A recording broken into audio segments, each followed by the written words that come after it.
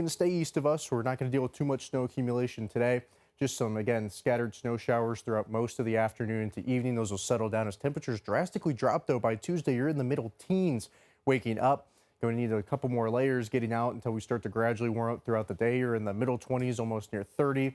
Then by Tuesday night into the early morning of Wednesday is when you have the chance for a little bit of a rain to snow transition, but leaning more on the snow side as you work throughout your Wednesday with some isolated snow showers. Today, up to an inch once again throughout your Monday, and then overnight, could see another inch added on and locally heavier in parts near northern Trumbull and Mercer due to the fact that some of that lake effect may linger up there until it starts to decrease as you work into tonight.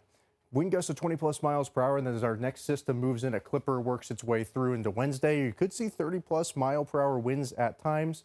Temperatures are going to start to trend upward, though, into the upper 30s, lower 40s, and even upper 40s near 50, 49 by Saturday into your weekend before cooling down into the middle 30s on Sunday. Today, low 30s, 31 periods of snow showers, could see up to an inch and some gusty winds. By the time you get into tonight, middle teens, 14 chance of a snow shower, up to an inch, locally higher in some spots. Still some gusty winds lingering around. Again, by the middle of the week, that next clipper works its way through quick on Wednesday. The chance of rain, snow early, and then some snow showers throughout the day. By the time you get to Thursday, that's the storm track we're watching.